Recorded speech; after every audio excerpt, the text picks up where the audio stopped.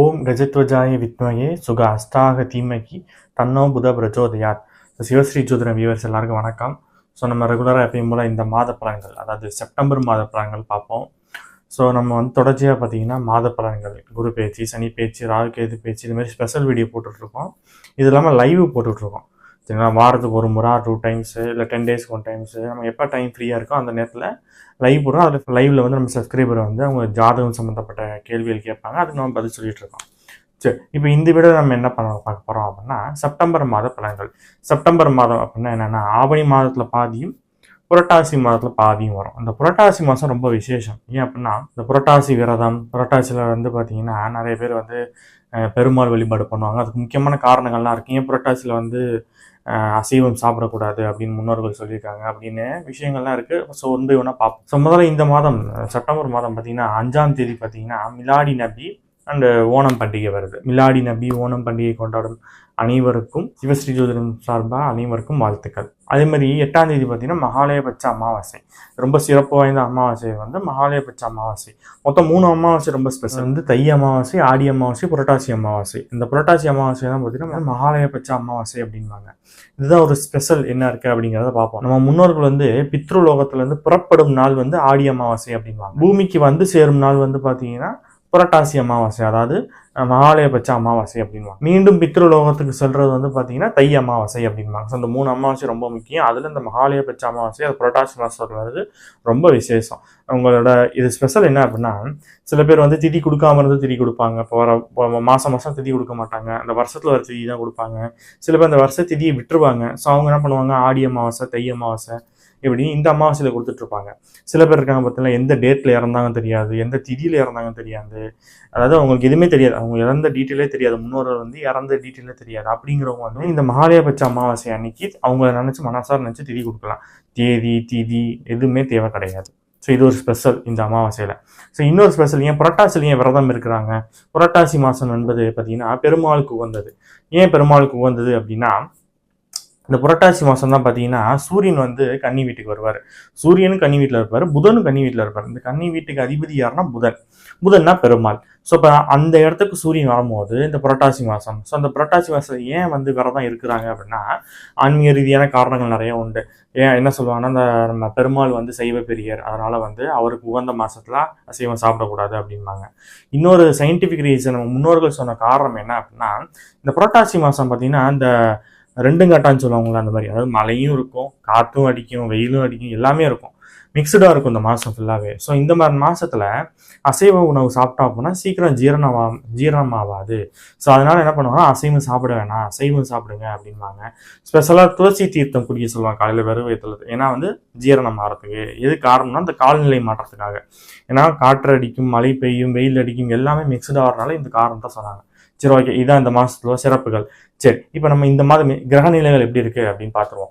First குரு பகவான் வந்து மே மாதத்துலேருந்து இங்கே தான் பயணம் பண்ணிட்டு இருக்காரு. சுக்கிரன் வந்து பார்த்தீங்கன்னா 14ஆம் தேதி சிம்ம வீட்டுக்கு வந்துடுவார். அது வரைக்கும் கடக வீட்டில் இருப்பார். சூரியன் வந்து பார்த்தீங்கன்னா 15ஆம் தேதி வரைக்கும் சிம்ம வீட்டில் தான் இருப்பார். அதாவது ஆவணி மாதம் சொல்லக்கூடிய 15ஆம் தேதி வரைக்கும் சிம்ம வீட்டில் தான் இருப்பார். அதுக்கு பிறகு கன்னி வீட்டுக்கு வந்துடுவார் சூரியன். அதாவது புரட்டாசி மாதத்தில் சூரியன் வந்து கன்னி வீட்டில் இருப்பார். புதன் வந்து பார்த்தீங்கன்னா 15ஆம் தேதி வரைக்கும் இங்கே தான் இருப்பார், சிம்ம வீட்டில் தான் இருப்பார். 15க்கு பிறகு கன்னி வீட்டுக்கு வந்துடுவார் அவரும்.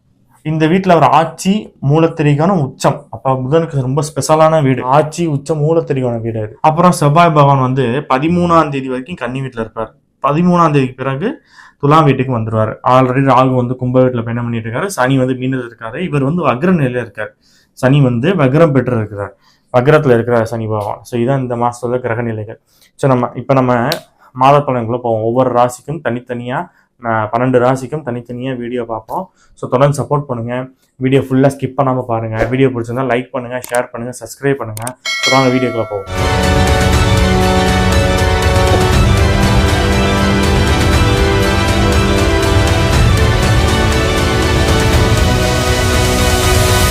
இப்போ நம்ம மீன ராசியை பார்ப்போம். மீனராசிக்கு இந்த செப்டம்பர் மாதம் எப்படி இருக்கும் அப்படின்னு. ஏற்கனவே முன்னாடி மீனராசியில் பார்த்தீங்கன்னா 5 கிரக சேர்க்கை, 6 கிரக சேர்க்கைலாம் இருந்துச்சு ஒரு 3-4 மாதத்துக்கு முன்னாடி. கொஞ்சம் கொஞ்சமாக இந்த குக்கர்லேருந்து ப்ரெஷர் ரிலீஸ் ஆகிற மாதிரி கொஞ்சம் கொஞ்சமாக ப்ரெஷர் ரிலீஸ் ஆகி இப்போ கொஞ்சம் ஓகே, கொஞ்சம் தான் ஓகே, ஃபுல்லாக ஓகே இல்லை. ஏன் அப்படின்னா ஜென்ம சனி நடக்குது. மீனராசிக்கெலாம் ஜென்ம சனி. ஆனால் நிறைய மீனராசிக்காரங்க நல்லா இருக்காங்க. ஏன் அப்படின்னா, அவங்க ஜாதகத்தில் நிறைய நல்ல பாசிட்டிவாக தசாபுத்தி நடந்ததுன்னா இது பெரிய அளவில் பாதிக்காது. ஏன்னா நம்ம நிறைய பேருக்கு மீனராசிக்காரங்களுக்கு ஜாதகம் பார்த்தோம்.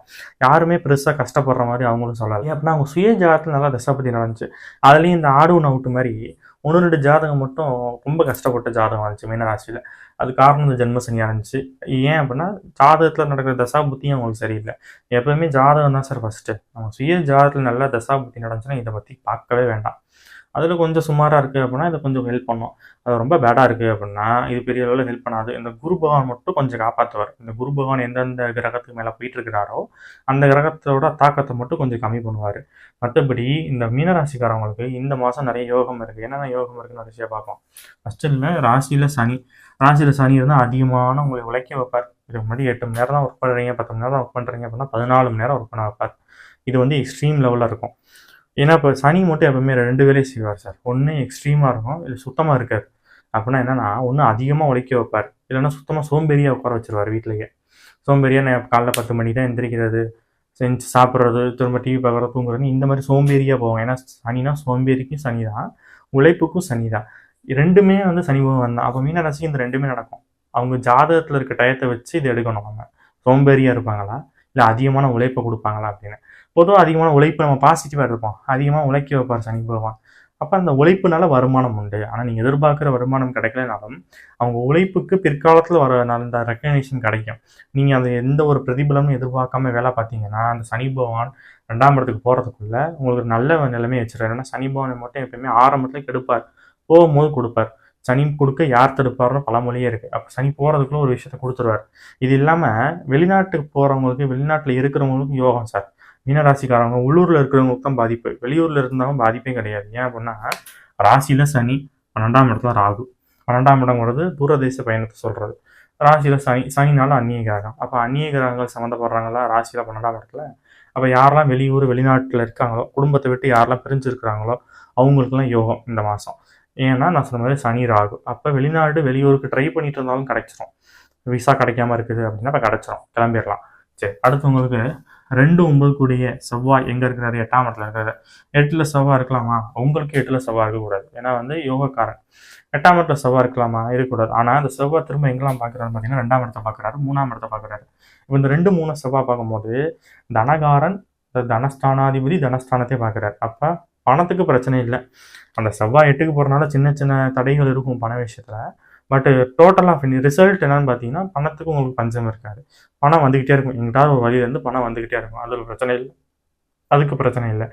3ஆம் இடத்த செவ்வாய் பார்க்குறாரா? அப்போ உங்கள் சுய முயற்சினால வெற்றி உண்டு. ஆனால் 3ஆம் இடத்த செவ்வாய் பார்க்குற இன்னொரு நெகட்டிவ் என்ன அப்படின்னா சனியும் பார்க்குறாரு. சனியும் பார்க்குறாரு, செவ்வாயும் பார்க்குறாரு. பொதுவாக ஒரு ஜாதத்தில் சனியும் செவ்வாயும் சேர்ந்து ஒரு இடத்த பார்க்குறாங்கன்னா அந்த இடத்துக்கு பாதிப்பு கொடுக்கும்னு அர்த்தம். அப்போ 3ஆம் இடத்த பார்க்குறாங்களா? 3ஆம் இடம்னு யார்? இளைய சகோதரம். அப்போ உங்கள் இளைய சகோதரத்துக்கிட்ட கொஞ்சம் பிரச்சனை வரதுக்கு வாய்ப்பு இருக்குது, மிஸ் அண்டர்ஸ்டாண்டிங் ஆகிறதுக்கு வாய்ப்பு இருக்குது. 3ஆம் இடம்னா கூட்டாளியை சொல்கிறது. அப்போ உங்களோட க்ளோஸ் ரிலேஷன், க்ளோஸ் ஃப்ரெண்ட்ஸுக்கிட்ட ஒரு மனஸ்தாபம் வரதுக்கு வாய்ப்பு இருக்குது. இது அடுத்து உங்களுக்கு 3-8 கூடிய சுக்கிரன் வந்து உங்களுக்கு 6ஆம் இடத்துல இருக்கலாம். ஏன்னா பொதுவாக வந்து மீனத்துக்கு சுக்கிரன் நல்லவர் கிடையாது. அவர் உங்களுக்கு 3-8 கூடிய நல்லவர் கிடையாது. 6ஆம் இடத்துல போய் கெட்டு மறைய தான் போகிறார். பொதுவாக 6ஆம் இடம் சுக்கிரன் மறைவு இல்லை, இருந்தாலும் நம்ம ஸ்தானங்கள் அடிப்படையில் 6ஆம் இடத்துல மறைவுன்னு வச்சுக்கலாம். ஸோ அப்போ அந்த சுக்கிரன் மறைறது ஒரு வகை யோகம் தான் உங்களுக்கு. கெட்டவன் கெட்டவன் ராஜயோகம்னு சொல்கிறாங்களா? அப்போ ஏதோ ஒரு யோகத்தை அந்த சுக்கிரன் செஞ்சிருவார். பட் அது கேதுவோட வேற செய்கிறார். உங்களுக்கு கெட்டவன் முழுசாக கெட்டு போகிறாரு. உங்களுக்கு கெட்டவர் முழுசாக கெட்டு போகிறாரு. அப்படின்னா உங்களுக்கு எதிரி இல்லைன்னு அர்த்தம். உங்கள் எதிரி ஏதாவது இருந்தாங்கன்னா இப்போ இருக்க மாட்டாங்க. கோர்ட்டில் ஏதாவது கேஸ் நடந்துட்டு இருக்குன்னா உங்களுக்கு சாதகமாக தீர்ப்பு வரும். இதெல்லாம் நல்ல நல்ல விஷயங்கள். இந்த சுக்கிரன் வந்து 6ஆம் இடத்துல இருக்கிறனால கேதுவோட சேர்ந்துருக்கிறது இன்னும் சூப்பர். ஏன்னா அது வந்து உபஜெய ஸ்தானம். அந்த வீட்டு அதிபதியும் அங்கேயே இருப்பார் 15ஆம் தேதி வரைக்கும். 15ஆம் தேதிக்கு பிறகு சூரியன் வந்துடுவார் 7ஆம் இடத்துக்கு. இந்த இடத்துல புதன் வந்து ஆட்சி உச்சம் மூலத்தடிக்கான வேற. யார் இந்த புதன் உங்களுக்கு அப்படின்னா 4 கூடியவரும் புதன் தான், 7 கூடியவரும் புதன் தான். அப்போ 4ஆம் இடம்னா அம்மா, 7ஆம் இடம்னா மனைவி. அப்போ அம்மா மூலியமாவோ மனைவி மூலியமாவோ உங்களுக்கு ஒரு நல்ல நடக்க போகுது. ஏன்னா ராசியை பார்க்குறாங்களா? இந்த புதன் வந்து ராசியை பார்க்குறாரு, சூரியனோட சேர்ந்து பார்க்குறாரு. அப்போ அப்பா, அம்மா, மனைவி இவங்க 3 பேர் மூலியமாக ஒரு நல்லது நடக்க போது மீனராசிக்காரவங்களுக்கு. இவங்களோட சப்போர்ட், முழு ஆதரவு உங்களுக்கு இருக்கும். இதுக்கு முன்னாடி அவங்கள்ட்ட தான் மனஸ்தாபம் இருக்குது, உங்களுக்கு வந்து அவங்க சரியாக கோஆப்ரேட் பண்ண மாட்டாங்க, சப்போர்ட் பண்ண மாட்டாங்க அப்படின்னு ஃபீல் பண்ணிங்கன்னா இப்போ இந்த மாதத்துலேருந்து பண்ணுவாங்க. அது மிகப்பெரிய யோகம் இல்லையா? நமக்கு வீட்டில் இருக்கிறவங்க சப்போர்ட் ஒன்று இருந்தாலே போதும், எவ்வளோ பெரிய விஷயமா இருந்தாலும் நம்ம சமாளிச்சிடலாம். இப்போ இந்த மாதம் அது கிடைக்கும் போது. பத்தாவதுக்கு மனைவி பேரில் யாராவது தொழில் பண்ணிட்டு இருக்கான்னு வைங்க, மனைவி பேர்லேயோ இல்லை அம்மா பேர்லேயோ தொழில் பண்ணுறாங்கன்னா இந்த மாதம் வருமானம் நல்லாயிருக்கும், லாபத்தை கொடுத்துரும். ஏன்னா அந்த கிரகம் உச்சமாக இருக்குது, உச்சமாகி ராசியை பார்க்குது. அதனால நான் சொல்கிற மாதிரி இந்த விஷயங்களில் அம்மா பேர்லேயோ மனைவி பேர்லேயோ தொழில் பண்ணுறவங்களுக்கு சூப்பர். சரி, அடுத்தவங்களுக்கு செவ்வாய் 8ல், இது சொல்லிட்டேன் பலன். அதேமாதிரி 12ல் ராகு இருக்கலாமா? 12 ராகு வெளிநாட்டு யோகத்துக்கு இருக்கலாம். அதேமாதிரி 12 ராகு இருக்கும்போது நைட்டில் சீக்கிரம் தூங்க விட மாட்டார், லேட்டாக தான் தூங்குவீங்க. ஸோ கொஞ்சம் அதை மட்டும் பார்த்துக்கணும். உடல்நிலையில் ரொம்ப கவனமாக இருக்கணும். நெகட்டிவ்ஸ்லாம் என்ன அப்படின்னா சனி ராசியில் இருக்கும்போது கொஞ்சம் உடல்நிலையில் கொஞ்சம் கவனமாக இருக்கணும். சோம்பேறியாக இருக்கும். சனினா நோயாளின்னு சொல்கிறது. அப்போ உடம்புக்கு ஏதாவது செஞ்சுக்கிட்டே இருக்கும், தொந்தரவு பண்ணிக்கிட்டே இருக்கும். 10க்கு 8ல் வேற செவ்வாய், 7ல் சூரியன். நெருப்பு கிரகமெல்லாம் 6, 7, 8. அப்போ சுக்கிரன் வேற 6. அப்போ பெண்களாக இருந்தால் கர்ப்பப்பை, இந்த மாதிரி விஷயங்களுக்கு கொஞ்சம் கவனமாக இருக்கணும். மர்மஸ்தானங்களுக்கு கவனமாக இருக்கணும். ஆண்களாக இருந்தாங்கன்னா சுகர் ப்ராப்ளம் வராமல், கிட்னி சம்மந்தப்பட்ட ப்ராப்ளம் வராமல் பார்த்துக்கணும். இதுக்கு கொஞ்சம் வாய்ப்பு இருக்குது. ஏன்னா சனி வேற பார்க்குறாரா. ஸோ அந்த மாதிரி நான் சொன்ன அடிவயிறு மர்மஸ்தானங்களில் கொஞ்சம் பிரச்சனை இருக்கிறதுக்கு வாய்ப்பு இருக்குது. ஸோ இதை கொஞ்சம் பார்த்துக்கோங்க. மற்றபடி நான் சொன்ன வெளிநாட்டு யோகம் உண்டு, நிறைய நல்ல விஷயங்கள் நடக்க போகுது. ஹார்ட் ஒர்க் போடுங்க. அந்த ஹார்ட் ஒர்க் போடும்போது அந்த சனி பகவான் இங்கேருந்து போகிறதுக்குள்ள நிறைய நல்ல விஷயங்களை மீன ராசிக்கு செஞ்சிருவார். ஸோ நம்ம 12 ராசிக்கும் இந்த மாதம் எப்படி இருக்கும் அப்படின்னு பார்த்தோம். ஸோ தொடர்ச்சியாக நம்ம பார்த்தோன்னா அடுத்தடுத்து வீடியோஸ் போட்டுட்ருக்கோம். ஸோ வீடியோ பிடிச்சிருந்தா லைக் பண்ணுங்கள், ஷேர் பண்ணுங்கள், சப்ஸ்கிரைப் பண்ணிக்கோங்க. அப்போ தான் நெக்ஸ்ட்டு லைவ் நம்ம எப்போ போட போகிறோம், அடுத்த மாத பலன்கள் இல்லை ஸ்பெஷல் வீடியோஸ் நடுவில் போட போகிறோம், வாஸ்து சம்மந்தப்பட்ட வீடியோஸ்லாம் போட போகிறோம். உங்களுக்கு யாராக்காவது என்கிட்ட ஜாதகம் பார்க்கணும் அப்படின்னு விருப்பம் இருந்தால் என் ஃபோன் நம்பர் இருக்குது, ஃபோன் நம்பருக்கு ஃபோன் பண்ணி கேட்டு வாட்ஸ்அப்பில் உங்கள் ஜாதகத்தை அனுப்பி பலன் தெரிஞ்சுக்கோங்க. சரி, நம்ம இன்னொரு வீடியோவில் பார்ப்போம். அதுவரை உங்களிடமிருந்து விடைபெறுவது உங்கள் ஜோதிடர் சிவாஜி ஸ்ரீனிவாசன். நன்றி, வணக்கம்.